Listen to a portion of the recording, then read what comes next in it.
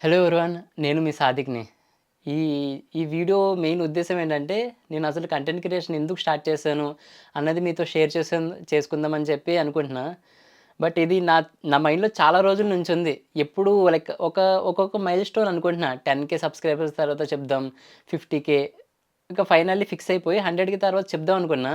But 100,000 తర్వాత కూడా నేను చాలా సార్లు ట్రై చేశా. ఇప్పుడు చెప్దాం, ఈరోజు చెప్దాం, ఈ మొమెంట్‌లో చెప్దాం అని చెప్పి కెమెరా బటన్ చాలా సార్లు ఆన్ చేశా కూడా.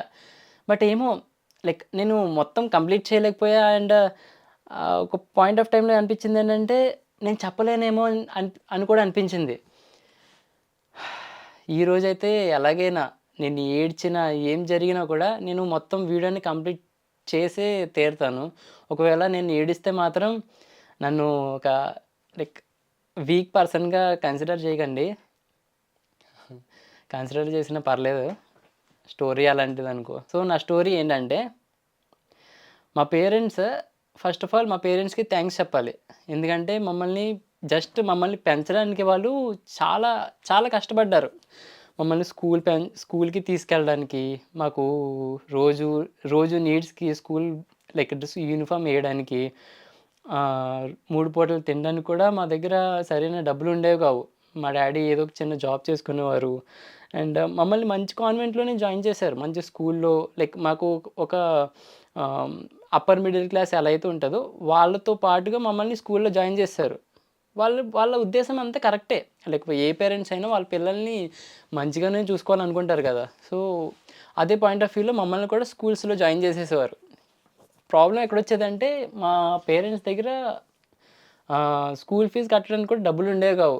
లిటరల్లీ చెప్పాలంటే, మాకు స్కూల్ ఫీజ్ కట్టలేదని చెప్పి ఆహ్, స్ అందరి క్లాస్‌మేట్స్ ముందే ఫీజులు కట్టరా!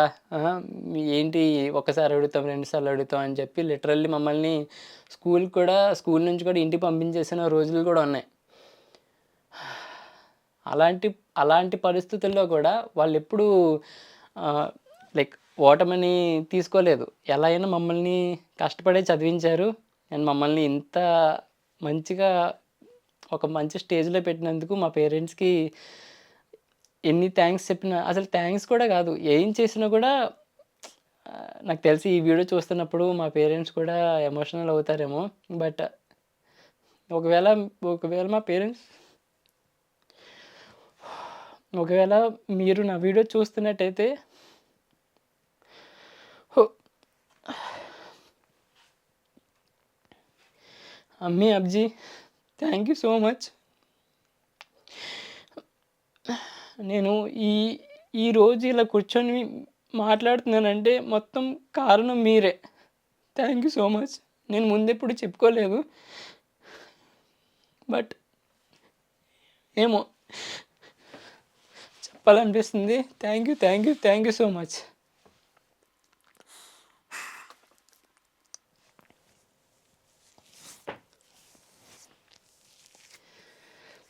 అది మా పేరెంట్స్ గురించి. ఇప్పుడు మా బ్రదర్స్ గురించి చూద్దాం. నాకు ఇద్దరు బ్రదర్స్. ఒకటి మా అన్నయ్య, ఒకటి మా తమ్ముడు. మా అన్నయ్య ఎలాంటి టాపర్ అంటే స్కూల్‌లో చిన్నప్పటి నుంచి వాడు అచీవ్ చేయలేని అచీవ్‌మెంట్ అనేది స్కూల్‌లో ఏమి లేదు. ప్రైజ్ సెరమనీ దగ్గరికొచ్చినా, దేంట్లో వచ్చినా, నాటకాల దగ్గరికొచ్చినా, స్టేజ్ పెర్ఫార్మన్స్ దగ్గరికొచ్చినా, లైక్ కాంపిటేటివ్ ఎగ్జామ్స్ వచ్చినా కూడా వాడే ఫస్ట్ వచ్చేవాడు. లిటరల్లీ చెప్తున్నా, వాళ్ళ బ్యాచ్‌లో మా ఊర్లో, మా జోనల్‌లో వాడికంటే మించి ఇంటెలిజెంట్ ఎవరు లేరు. అంత బాగా చదువుతాడు మా తమ్ముడు. వాడేంటంటే ఫ్రీ బర్డ్ అనమాట. వాడికి ఏమనిపిస్తే అది చేసేవాడు. ఆహ్, చిన్న చిన్న చెరువుల దగ్గరికెళ్ళి, డ్రైనేజీల దగ్గరికెళ్ళి చిన్ని చిన్ని చేపలుంటాయి కదా! వాటిని పట్టుకొని బాటిల్‌లో ఏసి అలాంటివి చేసేవాడు. చాలా క్రేజీ అనమాట. వాడేం చేసినా మాకు ఏది స్టాప్ చేయాలనిపించేది కాదు. చాలా మంచోడు. క్రేజీగా ఉండాడు. అండ్ నేను నా గురించి చెప్పడానికి పెద్దగా ఏం లేదు. ఎందుకంటే ఆహ్, నిజంగా ఏం లేదు. వాళ్ళిద్దరిని లైక్ మా అన్నయ్య పేరు అబ్దుల్ ఖాలిక్. మా తమ్ముడి పేరు అబ్దుల్ మాలిక్. సో, వాళ్ళని లైక్ వాళ్ళ ఐడెంటిటీ యూజ్ చేసి సాదిక్ గాడిని వాళ్ళందరూ గుర్తుపట్టేవారు గానీ ఊరు వాళ్ళంతా. సాదిక్ అంటే ఎవరికీ తెలీదు. మేబీ ఎందుకో నేను చిన్నప్పటి నుంచి చాలా సైలెంట్‌గా ఉండేవాడిని. ఎవరితో మాట్లాడేవాడిని కాదు. అంతే నా గురించి చెప్పడానికి పెద్దగా ఏం లేదు. నిజంగా చెప్పాలంటే నాకు ఏది ఇష్టం, నాకు ఏం చేయాలన్నది కూడా నాకు ఇప్పటికి క్లారిటీ లేదు. మా అన్నయ్య, మా తమ్ముడు చాలా ఫ్రెండ్లీ అనమాట. అప్పుడప్పుడు నాకు చూసి జెలసీ వచ్చేసేది. ఒక వైఫ్ అండ్ హస్బెండ్ ఎంత క్లోజ్‌గా ఉంటారు అలా ఉండేవారు. వాళ్ళిద్దరూ ఒక బెడ్ మీద ముగ్గురం పడుకుంటాము. వాళ్ళిద్దరు ఎలా పడుకుంటారంటే హగ్ చేసుకొని అలా పడుకుంటారు ఒక మూలకి. నేనేం చేసేవాడిని వాళ్ళు ఒక మూల ఉంటే నేను వేరే మూలకి తిరిగి ఇటు పడుకునేవాడిని. నాకసలు ఎవరైనా టచ్ చేస్తే కూడా నాకు నచ్చేది కాదు ఆ టైంలో. నాకు అనిపించేది వాళ్ళతో తిరిగితే అని చెప్పి. బట్ వాళ్ళిద్దరూ చాలా క్లోజ్‌గా ఉండేవారు. మేబీ నేను మధ్యలో ఎళ్ళాననుకో ఆహ్, వీడు జెలసీ ఫీల్ అవుతున్నాడు అని చెప్పి నాకు నేనే ఆలోచించేసుకొని వాళ్ళ రిలేషన్‌షిప్‌ని నేనెందుకు పాడు చేయాలి అని చెప్పి నేను కొంచెం దూరంగానే ఉండేవాడిని. అండ్ నా మైండ్ సెట్ కూడా చిన్నప్పటి నుంచి వాళ్ళిద్దరూ మంచిగా చూసుకుంటారు. వాళ్ళిద్దరూ సపోర్ట్ చేసుకుంటారు అని చెప్పి నాకు ఎప్పుడూ అనిపించేది. నిజంగా చెప్పాలంటే మేమెప్పుడూ సీతమ్మ వాకిట్లో సిరిమల్లె చెట్టు చూసినా గూడా పెద్దోడు, చిన్నోడు అనే వాళ్ళిద్దరినే రిఫరెన్స్ ఉండేది.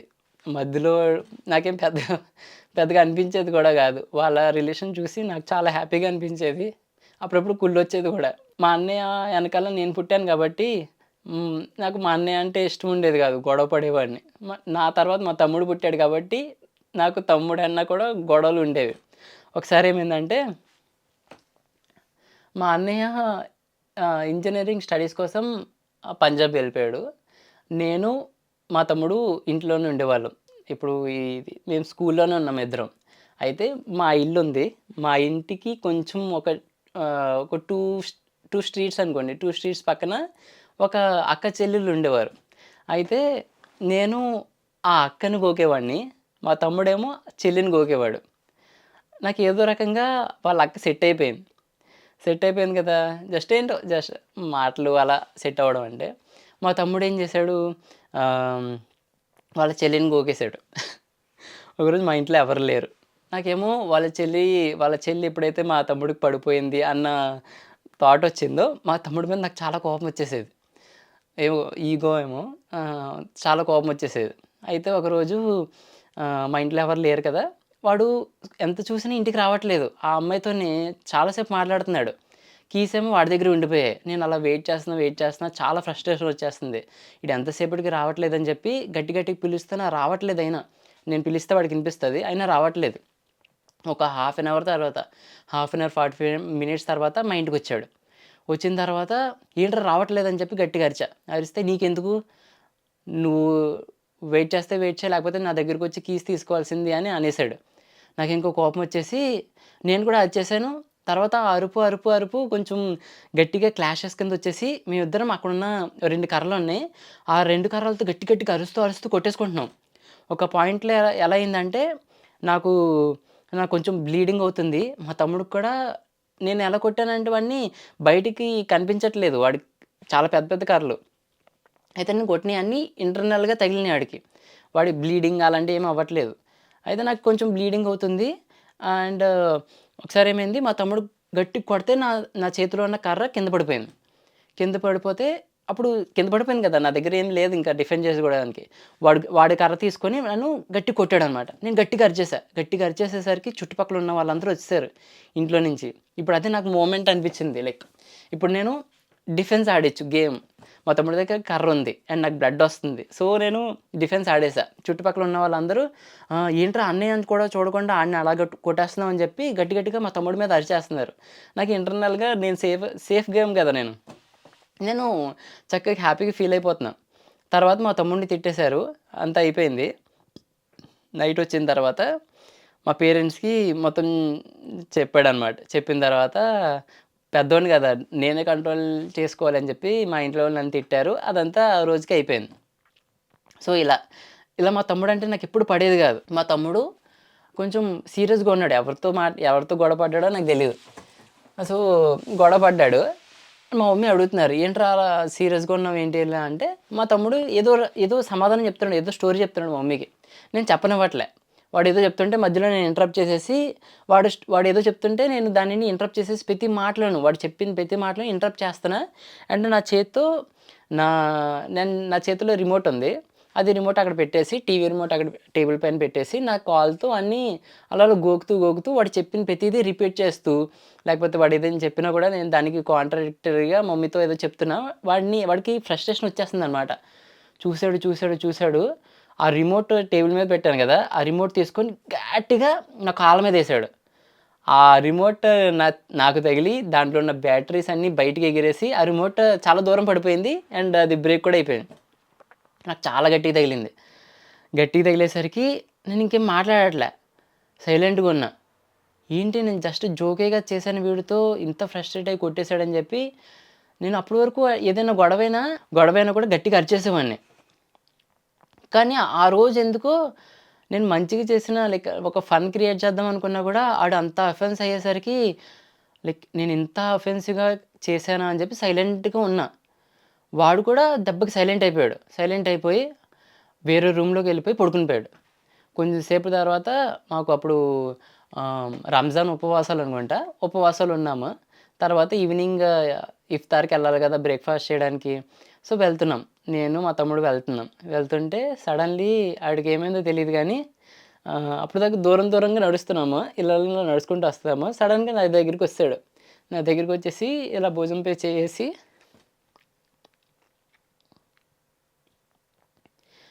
"ఏరా గట్టిగ తగిలిందా?" అన్నాడు. తగిలిందా అంటే నాకు వెంటనే లైక్ ఆ ఎమోషన్ నాకు అప్పటి వరకు నన్ను ఎవరు అడగలేదు అలా. నేను బాధపడినప్పుడు అలా బాధపడుతున్నారా నా వల్ల అని ఎవరు నన్ను అడగలే. ఫస్ట్ టైమ్ నాకు చాలా చాలా బాగా అనిపించింది. బాగా అనిపించి లేదురా నాకేమి అవ్వలేదు అంటే, "ఏ నిజం చెప్పరా నేను చాలా గట్టిగా కొట్టాను నిన్ను. ఐయామ్ సారీ రా" అని చెప్పి గట్టిగా ఏడ్చేసాడు. అప్పుడు నాకు వాడు నా బ్రదర్ ఆ ఫీలింగొచ్చింది. అప్పటి వరకు నాకు ఎలా అంటే ఈపు ఎనకాల పుట్టాడని జెప్పి చిన్న సామెత ఉంటది కదా! ఈపు ఎనకాల పుట్టినోడితో గొడవలవుతూ ఉంటాయి. గొడవలు పడుతూ ఉంటామని చెప్పి. అలాగే అనిపించేది. గొడవ పడుతూనే ఉండేవాడిని. ఆ మూమెంట్ నుంచి ఏంటంటే మా తమ్ముడు అన్న ఇదొచ్చేసింది నాకు. వాడికి ఏం అవ్వకూడదు ఏం చేసినా అని నాకు చాలా స్ట్రాంగ్ బాండింగొచ్చేసింది వాడితో. కానీ నేను వాడికి ఎప్పుడు ఎక్స్‌ప్రెస్ చేయలేదు. కానీ బిహేవ్ చేసే విధానం మాత్రం నేను అలాగే బిహేవ్ చేసేవాడిని. అండ్ ఇంకొక థింగ్ ఏంటంటే మా అన్నయ్య పంజాబ్‌లో ఉండేవాడు కదా! మేమిద్దరం ఉండేవాళ్ళం ఇంట్లో. దాని తర్వాత నేను ఇంజినీరింగ్ వెళ్ళిపోయా. మంచి సీట్ వస్తే. మా అన్నయ్య కొంచెం ప్రైవేట్ కాలేజ్‌లో చదివేవాడు కాబట్టి వాడి ఫీజు కొంచెం ఎక్కువుండేది. అండ్ ఇల్లు కొంచెం గడవాలి అని చెప్పి నేను ఒక గవర్నమెంట్ కాలేజ్‌లో జాయిన్ అయిపోయా. మా తమ్ముడు ఇంటర్ చదివే కొద్దీ అలా వాడు నేను ఇంజినీరింగ్ ఫైనల్ ఇయర్‌కొస్తున్నా. అప్పుడే వాడు ఇంజినీరింగ్‌కి వెళ్ళాలి. సో, ఆ టైంలో కోవిడొచ్చింది. 2020లో కోవిడొచ్చింది. మా తమ్ముడప్పుడు గ్రాఫిక్ డిజైనింగ్ కోర్స్ అని జెప్పి ఒక పంజాబ్‌లోనే జాయిన్ అయ్యాడు. మీ అందరికి తెలుసనుకుంటా పంజాబ్‌లో ఏం కాలేజ్ ఉందో. సో, అక్కడ జాయిన్ అయిపోయాడు. వాడు ఆర్ట్ చూస్తే మీరు లైక్ గ్రాఫిక్ డిజైన్ కోర్స్‌లోనే ఎందుకు జాయిన్ అయ్యాడంటే, వాడెంత బాగా గీస్తాడంటే రియలిస్టిక్‌గా ఇప్పుడు నేను ఇలా కూర్చొనుంటే నన్ను అలా దించేస్తాడు. అంత బాగా ఇస్తాడు. చాలా బాగా ఇస్తాడు. చాలా మంచి ఆర్టిస్ట్ ఆడు. డ్రా చేస్తాడు. ఏదైనా డిజైన్ చేయమంటే అది చేస్తాడు. చాలా మైండ్ బ్లోయింగ్‌గా ఉంటది ఆడిది ఆర్ట్ అంతా. అయితే నేను మెకానికల్. మా అన్నయ్య మెకానికలే. మెకానికల్‌లో ఇలా ఉంటదని చెప్పి 'త్రీ ఇడియట్స్', 'హ్యాపీ డేస్' ఇవన్నీ చూసి నేను జాయిన్ అయిపోయా. మా అన్నయ్య కూడా అలాగే జాయిన్ అయిపోయాడు. మా ఇద్దరికి గైడెన్స్ అదేం లేదు. సో, మెకానికల్ ఇంజినీరింగ్ ఇయన్నీ చేస్తే వేస్ట్. ఎక్కడికి ఎంత చేసినా కూడా సాఫ్ట్‌వేర్ వైపే వెళ్ళిపోవాలని చెప్పి, మా తమ్ముడిని వాడు ఏం అవ్వాలనుకుంటున్నాడో అది అవ్వు అని చెప్పి మేము వాడు వాడు అన్నాడప్పుడు గ్రాఫిక్ డిజైను చేస్తానని చెప్పంటే, సరే అని చెప్పి గ్రాఫిక్ డిజైనర్ కోర్స్ జాయిన్ చేశాం.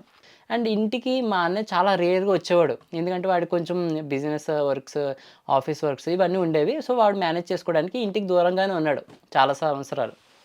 ఇప్పుడు నేను ఫోర్త్ ఇయర్‌కొచ్చేసా. ఫోర్త్ ఇయర్ అయిపోయింది. 4-1 కూడా అయిపోయింది.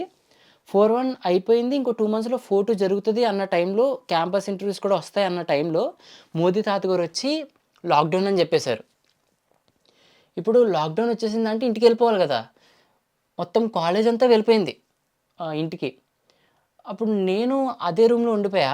అక్కడ ఉండిపోయి నేనేం చేశానన్నది మనం తర్వాత మాట్లాడుకుందాం. సమ్‌హౌ నేను ఇంటికొచ్చేసా. ఇంటికొచ్చేసిన తర్వాత ఇప్పుడు అన్నయ్యని కూడా మా మమ్మీ ఆళ్ళు "నువ్వెక్కడ ఉండవు అవసరం లేదు. డబ్బులవసరం లేదు. ఇంటికొచ్చేసేయి" అని చెప్పి అన్నారు. ఇంటికొచ్చేసాడు. ఇప్పుడు ఐదుగురం ఇంట్లోనే ఉంటున్నాం. మా తమ్ముడు, మా అన్నయ్య, నేను, మమ్మీ, డ్యాడీ ఇంట్లోనే ఉంటున్నాం. ఎర్నింగ్ లేదు. లాక్‌డౌన్స్ అందరి ఫ్యామిలీలోనూ చాలా హార్డ్‌గానే జరిగాయి. ఈ హార్డ్‌నెస్‌తో పాటు నా లైఫ్‌లో కొన్ని ప్రాబ్లమ్స్ కూడా యాడ్ ఆన్ అయ్యాయి. ఏంటంటే ఫస్ట్ థింగ్ నాకు బ్యాక్‌లాగ్స్ ఉన్నాయి. అవి ఎలా అసలు ఆ బ్యాక్‌లాగ్స్ ఎగ్జామ్స్ పెడతారో లేదో కూడా తెలీదు. ఎందుకంటే మెయిన్ ఎగ్జామ్స్‌కే ఆ టైంలో దిక్కు లేదు. ఇప్పుడు పెడతారో లేదో కూడా తెలీదు. అలాంటిది బ్యాక్‌లాగ్ ఎగ్జామ్స్ పెట్టి నన్ను పాస్ చేయించాలంటే నాకు బీభత్సమైన అదృష్టం ఉండాలి. అదొకటి. అండ్ నాకు ఆ టైంలో మా ఫ్యామిలీకి నాకు కాదు మా ఫ్యామిలీకి ఆ టైంలో జాబ్ అనేది చాలా ఇంపార్టెంట్. ఇప్పుడు ఈ టైంలో మా యూనివర్సిటీ వాళ్ళు నార్మల్ టైంలోనే జాబ్స్ ఎవరికీ ఇస్తారో లేదో గ్యారంటీ లేదు. అంటే కోవిడ్ టైంలో కాబట్టి అసలు జాబ్ అనేది అడగడానికి మాకు సిగ్గొచ్చేది మా కాలేజ్ వాళ్ళని. ఇప్పుడు ఈ 2 ప్రాబ్లమ్స్‌ని నేను గట్టెక్కాలి గదా! నాకేం అర్థమయ్యేది గాదు. సైలెంట్‌గా ఉండేవాడిని ఇంట్లో. మా ఇంట్లో వాళ్ళు కొంచెం ఆహ్, ఇంట్లో వండుకోవడం ఇదంతా ఫన్‌గా ఉండేది గానీ, నాకు లోపల లోపల చాలా టెన్షనొచ్చేసేది. ఫస్ట్ లాక్‌డౌన్ అనేది కంప్లీట్ అయిపోయింది. మా అన్నయ్య మళ్ళీ వాడు జాబ్ పర్పస్‌కి వాడెళ్ళిపోయాడు. నేను ఇంట్లోనే ఉండిపోయా. మా యూనివర్సిటీ ఇంకా తెరవలేదు. అక్కడే ఉండిపోయింది. ఇప్పుడు 4-2 ఎగ్జామ్స్ పెట్టేశారు. నా బ్యాక్‌లాగ్ ఎగ్జామ్ ఉండిపోయింది. మా ఇంట్లో వాళ్ళకి చెప్పలేను నేను. నా ఇంజినీరింగ్ ఇంకా కంప్లీట్ అవ్వలేదని చెప్పి నేను చెప్పలేను. దీనికి అప్డేట్ ఏం రావట్లే. బ్యాక్‌లాగ్స్ ఎగ్జామ్స్ గురించి ఏం అప్డేట్ రావట్లేదు. మా తమ్ముడు ఏమో రోజూ వచ్చి నా పరిస్థితి చూసేవాడు ఎళ్ళిపోయాడు. నేనింకా స్టార్ట్ చేశాననమాట. లైక్ పెడితే పెట్టారు లేకపోతే లేదు. దొంగ సర్టిఫికేట్ అని పెట్టేసుకొని జాబ్స్‌కి అప్లై చేసేద్దామని చెప్పి ఫిక్స్ అయిపోయా. ఎందుకంటే మా ఫినాన్షియల్ సిట్యుయేషన్ చాలా వరస్ట్ అయిపోయింది ఆ టైంలో. ప్రతిరోజు అప్పు చేసే గడిచే ఆ సిట్యుయేషన్‌కొచ్చేసింది. మా అన్నయ్య కూడా సాలరీ ఇచ్చేవారు గాదు. వాడి పొజిషన్ కూడా చాలా దారుణంగా ఉండేది. మెకానికల్ గదా! ఎవరు జాబ్ ఇస్తారు? ఎవరు ఇవ్వరు. మెకానికల్ అంటే మాక్సిమం వెళ్ళి ఆ వేర్ హౌసెస్‌లో వర్క్ చేయాలి.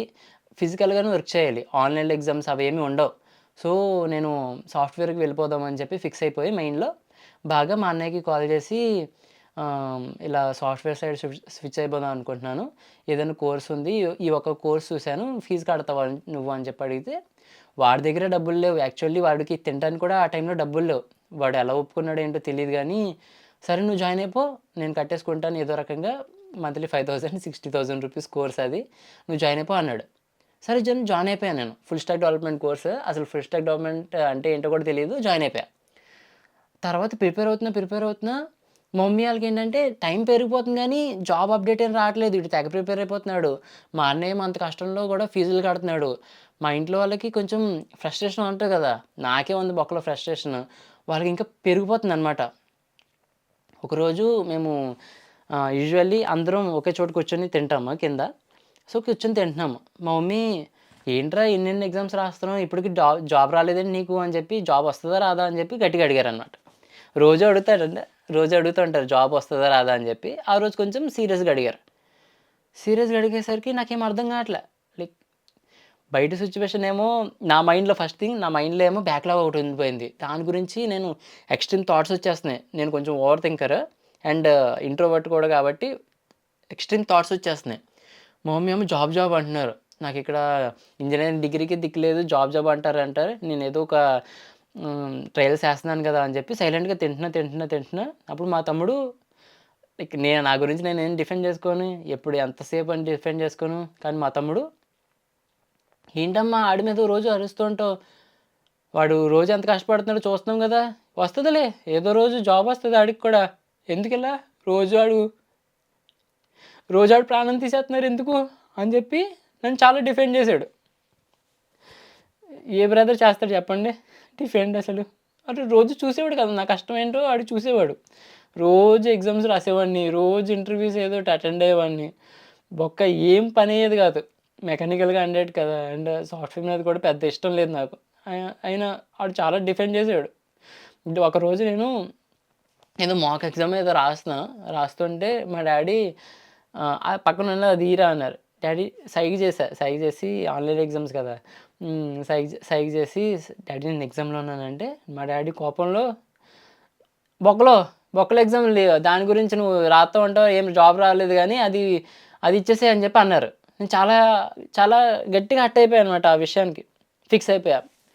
బ్లైండ్‌గా ఫిక్స్ అయిపోయి ఇంకా జాబ్ వచ్చేంత వరకు నేను ఇక్కడికి రాకూడదు. ఇంటికి రాకూడదు అని చెప్పి ఫిక్స్ అయిపోయి హైదరాబాద్ వెళ్ళిపోయా. అన్నయ్య దగ్గరికి వెళ్ళిపోయా. అలా ప్రిపేర్ అవుతూ ఉన్నా. మంచిగా వర్కౌట్ అవుతుంది. కొంచెం ఒక నేనొక కోర్స్‌లో జాయిన్ అయితే, ఆ కోర్స్ నుంచి ఇంకొక కోర్స్ తగిలి నాకు మంచిగా ప్రిపేర్ అవుతున్నా. సెప్టెంబర్ 25థ్ రోజు తెలిసిన విషయం ఏంటంటే, నాకు జాబ్ వచ్చేసింది. ఈ జాబ్ అనేది నాకు చాలా ప్రీషియస్ మూమెంట్. అండ్ ఈ ప్రీషియస్ మూమెంట్ నాకొక్కడికే కాదు. నాకు మా తమ్ముడికి ఇంకా ప్రీషియస్. ఎందుకంటే వాడే నాకు బాగా సపోర్ట్ చేసింది. మా అన్నయ్య కూడా సపోర్ట్ చేసాడు. బట్ ఒక ఎమోషనల్‌గా సపోర్ట్ చేసింది మా తమ్ముడు.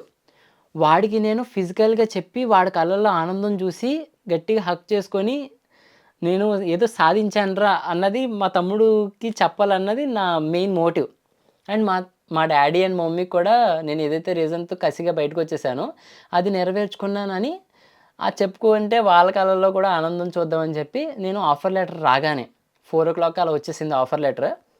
సో, 25థ్ సెప్టెంబర్ 5:00కి మా ఇంట్లో కాల్ చేసి, "అమ్మ నీకొక సర్ప్రైజింగ్ థింగ్ చెప్పాలి. 26థ్ రోజు నైట్ బయలుదేరి 27థ్ నేను అక్కడికొచ్చేస్తా గదా! 27థ్ మీకొక సర్ప్రైజింగ్ థింగ్ చెప్తాను" అని చెప్పారు.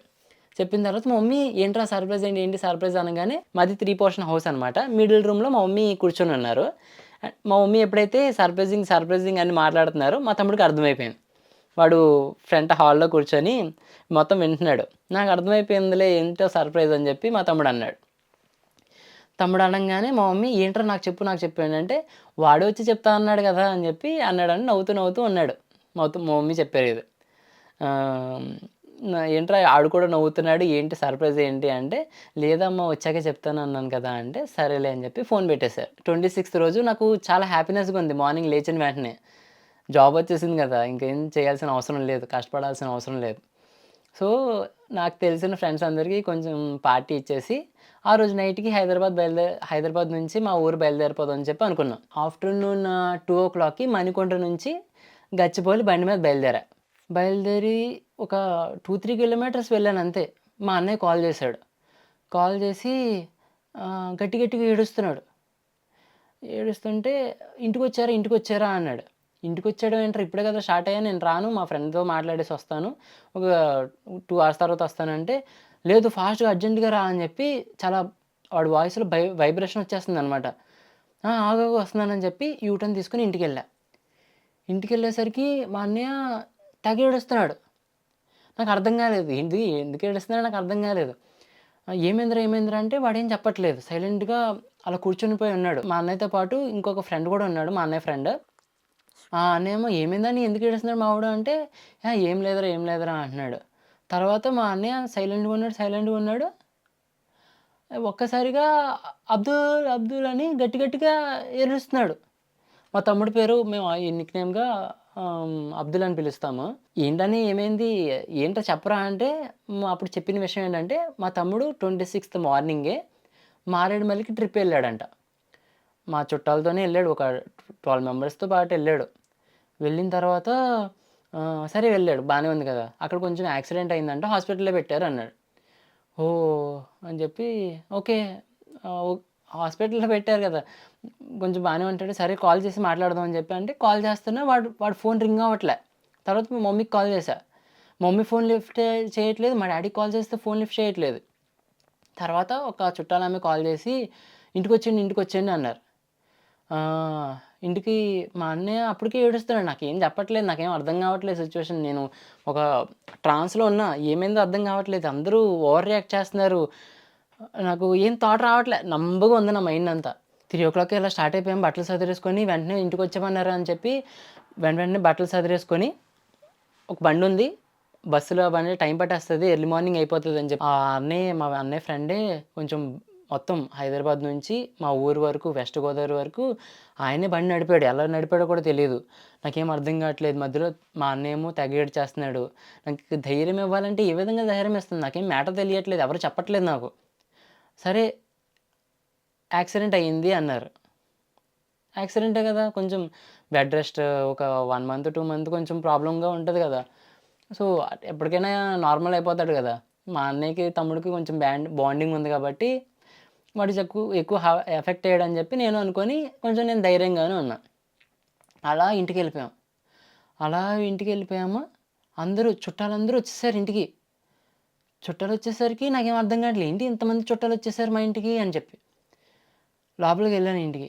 ఏడి తమ్ముడేడి అని చెప్పి లోపలికెళ్ళేసరికి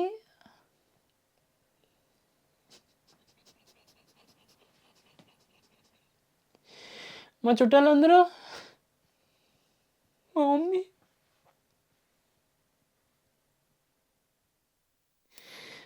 మా మమ్మీ, మా డ్యాడీ అలా కింద కూర్చొని పిచ్చోల్లా కూర్చున్నారు.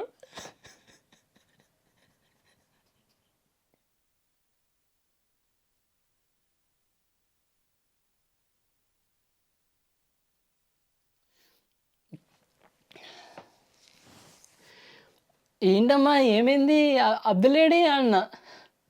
నాకు నార్మల్‌గానే ఉన్నా నేను. ఏదైతే ఏదైంది ఆడు మంచిగానే ఉంటాడు కదా అని చెప్పి. "ఏంటి ఏమైంది?" అంటే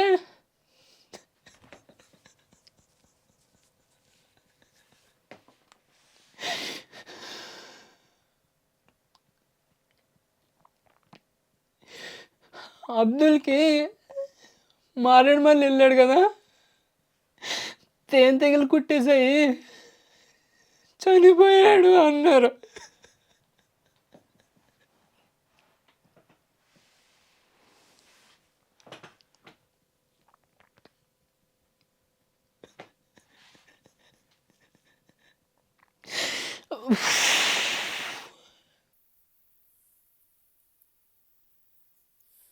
వాళ్ళు ఎప్పుడైతే ఆ విషయం నేను విన్నానో, నా మైండ్ పని చేయలేదింక. "అదేంటమ్మా నేను ఈరోజు నైట్‌కి వస్తానని చెప్పాను కదా! మీరెందుకు తమ్ముడిని అక్కడ పంపించారు" అంటే వాళ్ళ దగ్గర సమాధానం ఏం లేదు. ఎప్పుడైతే మమ్మీ ఆ మాట అన్నారో, నా మైండ్ ఏం పని చేయట్లేదు. సడెన్‌గా అలా కొలాప్స్ అయిపోయాను నేను. కొలాప్స్ అయిపోయి నాకేం అర్థం కావట్లేదు. లైక్ బ్లాంక్ అయిపోయింది. నా మైండ్ అంతా బ్లాంక్ అయిపోయింది. నా సెన్సెస్ పని చేయట్లేదు. కాళ్ళు, చేతులు ఏమి ఆడట్లేదు. అలా అలా మంచం మీద అలా పడిపోయి ఉన్నా. నాకు పసుపు రాసారు, అంతా రాసారు. ఏం జరుగుతుందో ఏమో అర్థం కావట్లేదు. ఫస్ట్ ఫస్ట్ తమ్ముడు లేడన్న న్యూసే నాకు డైజెస్ట్ అవ్వట్లేదు. ఆ రోజు మార్నింగ్ తమ్ముడు ఏడి సరే ఏదో ఏదో రకంగా తమ్ముడిని చూడాలని చెప్పి తమ్ముడు ఏడి అంటే ఇంట్లో తమ్ముడు లేడు. ఇంట్లో తమ్ముడు లేడు. ఎక్కడున్నారంటే మారేడుమిల్లిలోనే ఉన్నాడు. ఇది పోస్ట్‌మార్టం చేస్తే గాని ఇవ్వరంట అని చెప్పన్నారు. ఇంక నాకు కోపమొచ్చింది పోస్ట్‌మార్టం ఇయన్నీ అంటే. ఎప్పుడు ఎప్పుడెళ్దాం పదండి ఇప్పుడే వెళ్దాం అంటే, లేదు లేదు ఎర్లీ మార్నింగ్ వెళ్ళాలి. అది ఏజెన్సీ ఏరియా గదా! ఇప్పుడు ఎళ్ళినా అలో చేయరు. అక్కడ ఆల్రెడీ మా వోళ్ళున్నారు, చుట్టాలున్నారు. సో, నువ్వు టెన్షన్ పడకు అని జెప్పి నన్ను అలా ఉంచేశారు. మార్నింగ్ 3:00కి అలా స్టార్ట్ అయ్యాము. అక్కడికి వెళ్ళేసరికి 4:30 అలా ఎర్లీ మార్నింగ్ 4:30 అలా అయింది. కొంచెం వెలుతురవుతుంది అప్పుడే. మేము వెళ్ళేసరికి ఇంకా పోస్ట్‌మార్టం తలుపులేమి ఓపెన్ చేయలేదింకా. పోస్ట్‌మార్టం రూమ్‌లోనే ఉన్నాడు మా తమ్ముడు. వెళ్ళి ఆహ్, ఇవన్నీ మీకు చాలా ధైర్యం తెచ్చుకొని చెప్తున్నా. నా వల్ల కావట్లేదు. ఏడవకూడదా అని అనుకుంటున్నా. సో, మా డ్యాడీ మా డ్యాడీ అప్పటి వరకు చూడలేదు మా తమ్ముడిని. మా అన్నయ్య చూడలేదు. మా కోసమే మా డ్యాడీ వెయిట్ చేస్తున్నారు. చూస్తే ముగ్గురం చూద్దాం. లేకపోతే లేదు అని. మా డ్యాడీకి కూడా ధైర్యం సరిపోవట్లేదు. అయితే ఎప్పుడైతే మేము పోస్ట్‌మార్టం తలుపులు తెరిచామో, అక్కడ ఒక డెడ్ బాడీ ఉందనమాట. నాకు వెంటనే భయమేసేసింది. మా తమ్ముడు కాకూడదు, తమ్ముడు కాకూడదు, తమ్ముడు కాకూడదు అని. చూస్తే మా తమ్ముడు కాదు. కొంచెం పీస్‌ఫుల్‌గా అనిపించింది. తర్వాత ఆ పోస్ట్‌మార్టం చేసేవాడు ఆయన ఉంటాడు కదా! ఆయన ఒక ఫ్రిడ్జ్ డోర్ ఓపెన్ చేసాడనమాట. డెడ్ బాడీస్‌ని పెట్టేది.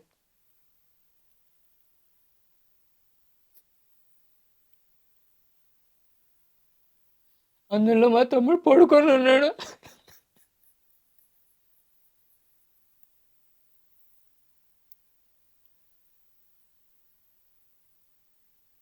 వాడి బాడీ మొత్తం గ్రీన్ అయిపోయి మొత్తం, మొత్తం ఫేస్, చేతులు, కాళ్ళు, తల ఇవన్నీ తేనెటీగలు కుట్టేసి నల్ల నల్ల స్పాట్స్‌తో చాలా దారుణంగా కనిపించాడు.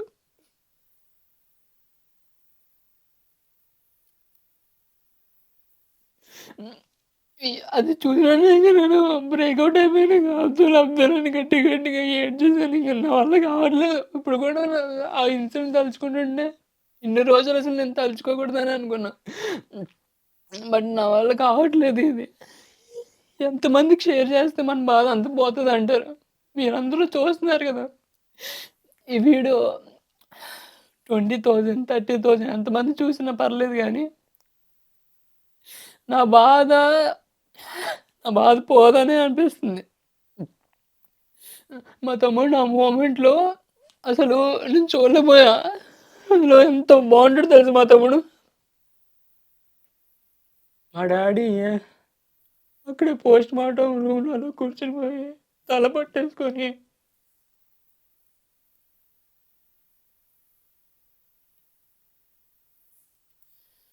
అలా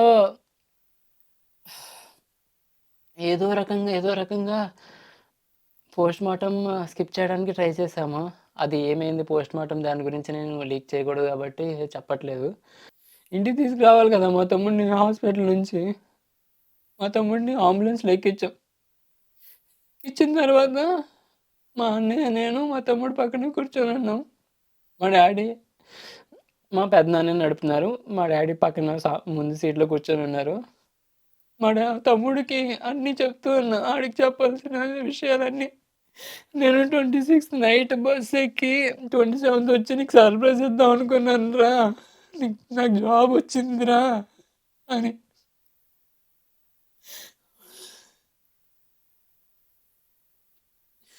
వాడు ఇంజినీర్ లైక్ వాడికి చాలా సంవత్సరాల నుంచి డ్రీమ్ అనమాట. యూట్యూబర్ అవ్వాలి. ఒక యూట్యూబర్ అంటే వాడికి చాలా పిచ్చి. యూట్యూబర్ అవ్వాలి, జనాలకి క్లోజ్ అవ్వాలి, జనాలతో మాట్లాడాలి. ఇదంతా వాడికి ఎందుకంటే వాడు ఆ ఎన్విరాన్మెంట్‌లో పెరిగారు. మేము ఆ ఎన్విరాన్మెంట్ క్రియేట్ చేసేవాడిని. ఎక్స్‌ప్రెస్ చేయొచ్చు, ఏదైనా మంచిగా మాట్లాడు ఇదంతా మేము క్రియేట్ చేసాం. గ్రాఫిక్ డిజైన్ కోర్స్ కూడా వాడికి ఇష్టమంటేనే చేయించాం. సో, వాడికి అప్పటినుంచి యూట్యూబర్ అంటే చాలా పిచ్చి. యూట్యూబర్ అవ్వాలని చాలా కలలు కనేవాడు. ఆ రోజు నేను బస్సులో అంబులెన్స్‌లో కూర్చున్నాం గదా! ఏదేదో మాట్లాడుతుందని చెప్పాలనుకున్నయి అన్నీ చెప్తున్నాను ఆడికి. మా అన్నయ్య గూడా మాట్లాడుతున్నాడు. మేము అలా మాట్లాడుతుంటే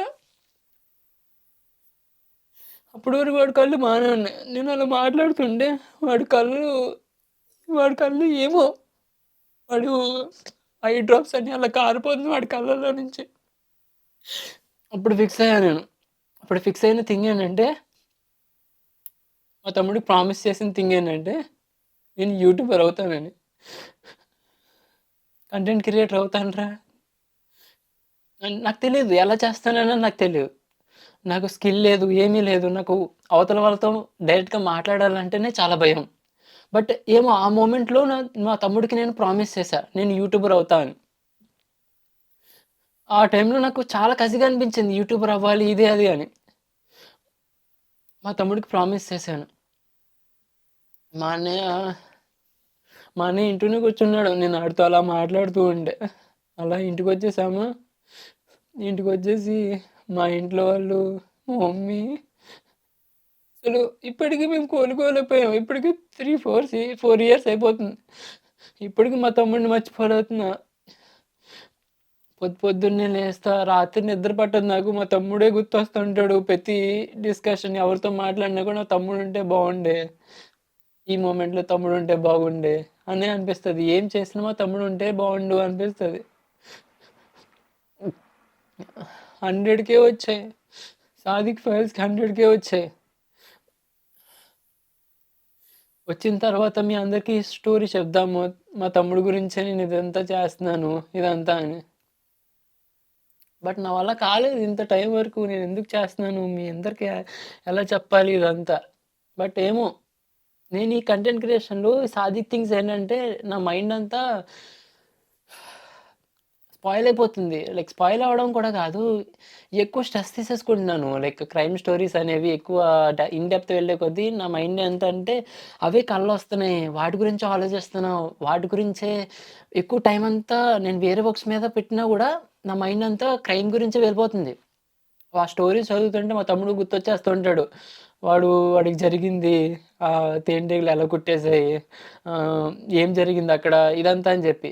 సో, వాడి మెమోరీస్ గుర్తొస్తాయన్నదే నాకు ఎక్కువ అనిపిస్తుంటది. పాపం ఈళ్ళు ఎలా చనిపోయారు, పాపం ఇలా చనిపోయారా అనేది అనిపిస్తూ ఉంటది క్రైమ్ స్టోరీస్‌లో. ఇలా నా హెల్త్ కూడా చూసుకోవాలి కదా నేను. నేను నార్మల్‌గా ఉండాలి అంటే నా నాది యాక్చువల్లీ నేను ఫన్ కూడా మంచిగా చేస్తాననిపిస్తది నాకు అప్పుడప్పుడు. సో, ఈ సాదిక్ థింగ్స్ కూడా క్రియేట్ చేయడానికి నా మైండ్ కొంచెం రాంగ్ సైడ్‌లో వెళ్ళకుండా, కొంచెం డార్క్ సైడ్‌లో వెళ్ళకుండా, కొంచెం మీ అందరికీ నా పాజిటివ్‌నెస్ కూడా చూపించాలి అని చెప్పి సాదిక్ థింగ్స్ క్రియేట్ చేశాను. బట్ డోంట్ నో ఈ ప్రాసెస్‌లో ఏమవుతదో ఏంటో తెలీదు. నాకేమి ఫన్ కంటెంట్ క్రియేట్ చేయడం అంటే సాదిక్ థింగ్స్ ఇన్‌స్టాగ్రామ్‌లో అయితే కొంచెం 'బొక్కలో పాడ్‌కాస్ట్' వల్ల కొంచెం రీచ్ వచ్చింది గానీ, అదే దేవుడి దయ వల్ల తమ్ముడి డ్రీమ్ ఫుల్‌ఫిల్ చేసింది. ఇంకా ఫుల్‌ఫిల్ గూడా అవ్వలేదు. నేను ఏం వీడియో చేసినా కూడా వాడు ఈ కంటెంట్ క్రియేషన్ అంతా వాడిదే మొత్తం. సో, ఈ కంటెంట్ క్రియేషన్‌లో నేనేదైనా తప్పులు చేస్తే ప్లీజ్ నన్ను ప్లీజ్ నన్ను ఇగ్నోర్ చేసేయండి. తప్పులు చేస్తే మాత్రం నన్ను క్షమించేసేయండి. ఎందుకంటే ఏమో అప్పుడప్పుడు తప్పులు అవుతూ ఉంటాయి గదా! మరి ప్రతి మనిషికి. నేను మాత్రం ఎటువంటి రాంగ్ థింగ్స్ అవ్వకుండానే చూసుకుంటాను. బట్ ఏదైనా తప్పవుతే మాత్రం ప్లీజ్ క్షమించేసేయండి. ఇంకా థ్యాంక్ యూ సో మచ్ మీరందరూ కలిసి త జస్ట్ 13 వీడియోస్‌కే మా తమ్ముడు బర్త్‌డే గూడా డిసెంబర్ 13 అండ్ నేను చేసిన వీడియోస్ కూడా 13 వీడియోసే. నేను ఛానెల్ స్టార్ట్ చేసింది డిసెంబర్ 13. మీరు మీరు మొత్తం 100కి ఫుల్‌ఫిల్ చేసింది కూడా డిసెంబర్‌లోనే. చాలా హ్యాపీగా అనిపించింది. మీరు మా తమ్ముడు బర్త్‌డేకి ఇంత మంచి సర్ప్రైజ్ ఇస్తారని చెప్పి నేనెప్పుడు అనుకోలేదు. మీరే మా తమ్ముడిని రోజు రోజు గుర్తు చేస్తూ ఉంటారు. Thank you so much.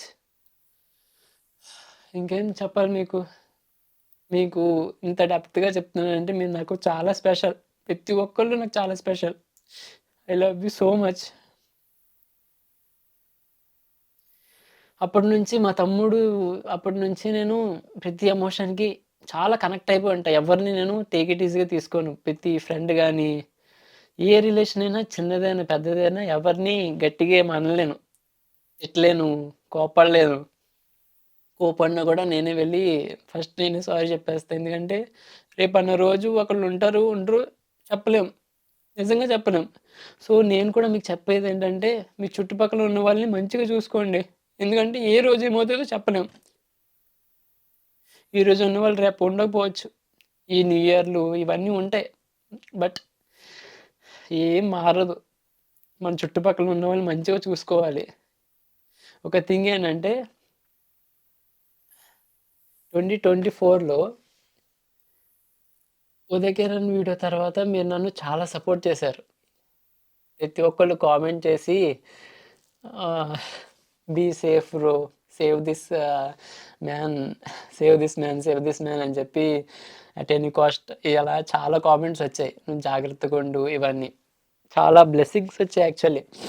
ఈ బ్లెస్సింగ్స్ వల్లో ఏమో తెలీదు గానీ నేనిప్పుడు హ్మ్. నేనిప్పుడు యూకేలో ఉన్నా. ఇంకొక 100 కిలోమీటర్స్ అనుకుంటా లండన్‌కి నాకు.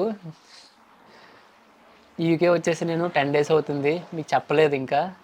చెప్పాలనే అనిపిచ్చింది గానీ, ఏమో ఎలా చెప్పాలో నాకర్థం గాలేదు. కంటెంట్ కూడా చాలా లేట్ అయిపోయింది. ఆల్మోస్ట్ 2 మంత్స్ తర్వాత నేను 'సాదిక్ ఫైల్స్‌లో' వీడియో పెట్టాను. ఆహ్, యూకే వచ్చేసాను. మీ బ్లెస్సింగ్స్ వల్లే ఏమో. అంటే ఎందుకొచ్చేసాను అన్నది కూడా ఎందుకొచ్చాను, ఏ పర్పస్ మీద వచ్చానో కూడా వేరే వీడియోలో చెప్తాను. ఇప్పటికే వీడియో చాలా లాంగ్ అయిపోయిందనుకుంటున్నా. థ్యాంక్ యూ సో మచ్ అండి ప్రతి ఒక్కళ్ళకి. థాంక్స్ తప్పించి మీకింకో ఎలా నా కృతజ్ఞత చెప్పాలో నాకర్థం గావట్లేదు. మీరు నాకు, మా తమ్ముడికి, మా ఫ్యామిలీకి నేను చాలా రుణపడున్నా. ఈ ప్రాసెస్‌లో నేనేదైనా తప్పులు చేస్తే మాత్రం యాస్ ఎ బ్రదర్‌గా, యాస్ ఎ అన్నయ్యగా, యాస్ ఎ కొడుకుగా ఇలా అన్నిటి విధంగా నన్ను క్షమించేసేయండి. ఏదైనా తప్పులు చేస్తే ఫ్యూచర్‌లో ఎవరి గురించైనా బ్యాడ్‌గా మాట్లాడితే ఒకవేళ నేను బ్యాడ్‌గా మాట్లాడినా కూడా క్షమించేసేయండి. అంతేనండి. Thank you.